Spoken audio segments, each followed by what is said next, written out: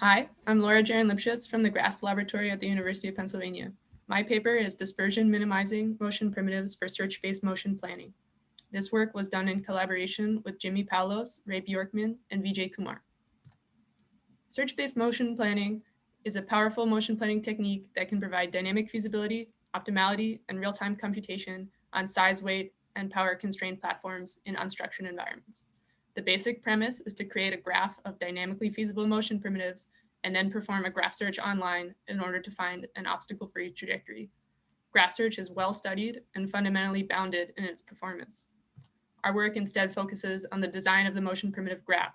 We seek to answer how can most efficiently use our graph's vertices and edges.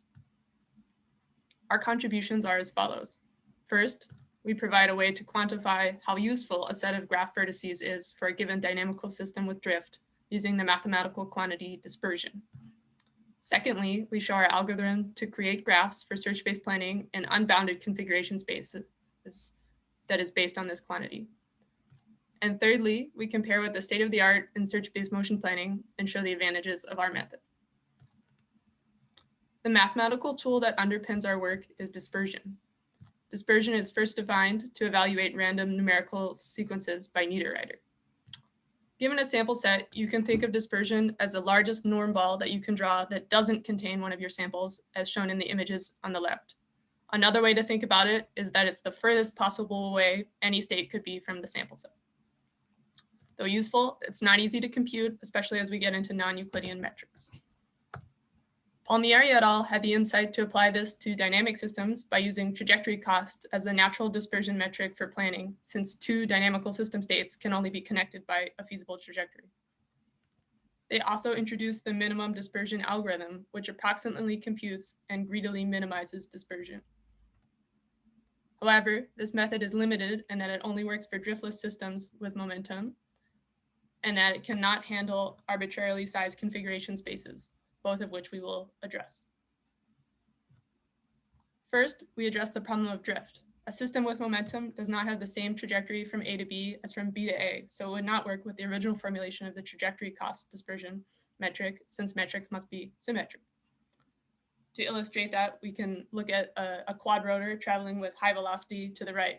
We can see that it has a very low cost trajectory to go from the left position to the right position, but to go from the right position to the left position must take a much larger, longer, and more expensive trajectory.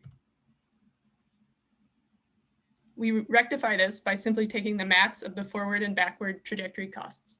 Though potentially conservative, this choice becomes useful in our proof of completeness later and turns out to work empirically.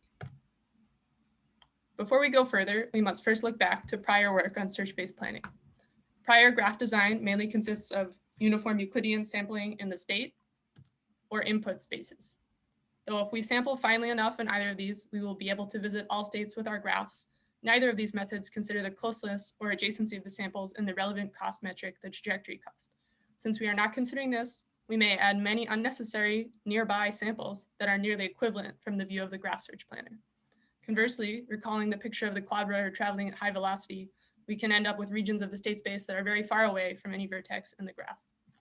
As we will argue more later, dispersion is the correct quantity by which to evaluate any graph, since it provides us with a notion of how nearby the graph is to any point in the state space, and that point may end up being contained in the optimal plan. Our method is called minimum dispersion, since it reduces dispersion while using the fewest number of vertices. This plot shows an example graph in a bounded configuration space.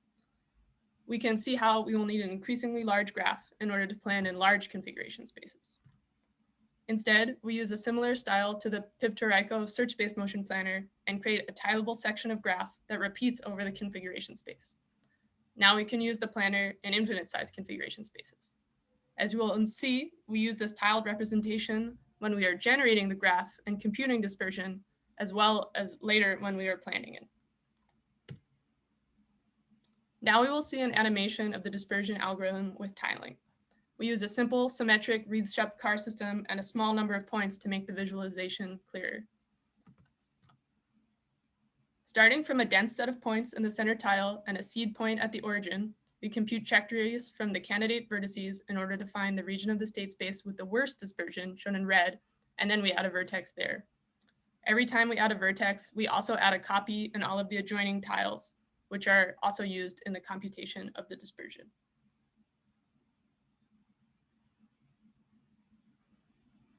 We can see here that after the trajectories are computed, the highest cost one is identified in red, and then we add a new dark green vertex in that location. And then copies of that vertex are placed in all of the adjoining tiles in light green.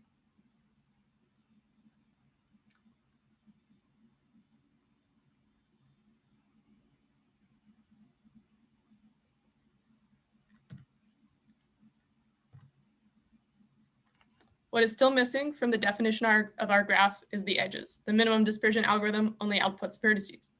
A large branching factor can still undermine the computational performance of the graph search. In short, our solution is to connect vertices that are nearby in the cost function.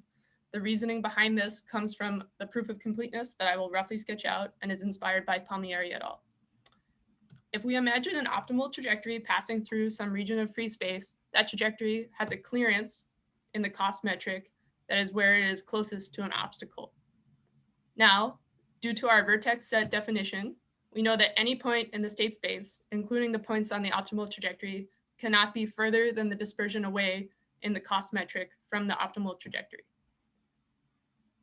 If we imagine connecting these vertices together, if the clearance is large enough and vertices that are close enough together are connected by edges, then there will be a collision-free trajectory through the graph that is nearby to the true optimal trajectory.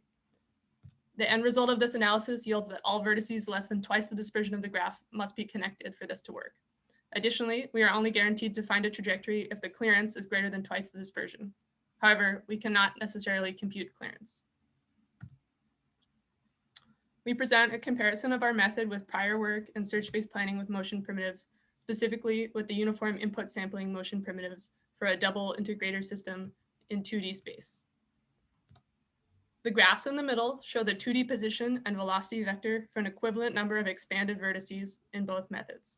The graphs on the right show how far away is the nearest vertex in a 2D slice of the 4D state space.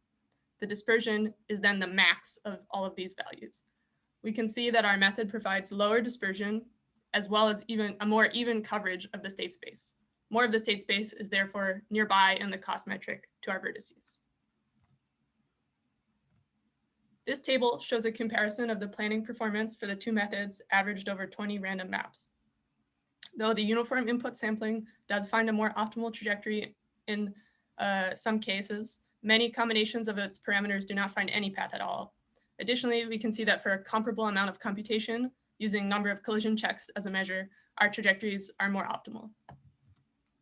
Furthermore, we provide a single parameter to trade off optimality and computation. This animation will further demonstrate that trade-off. Each frame of the video will show a graph with lower dispersion. We can see that overall, there is the same downward trend in path cost and upward trend in collision checks, although less pronounced since we are not randomizing the maps. You can see how the later frames have a much denser set of samples that are added to the open list of the graph search.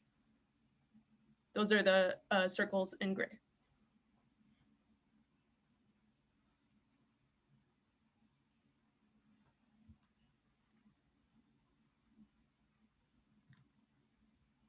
In summary, we have presented a method that provides a principled way to utilize limited computational resources for search-based planning by minimizing dispersion of the graph vertices in the trajectory cost metric. Additionally, we were able to compare its computation favorably with recent work in search-based planning.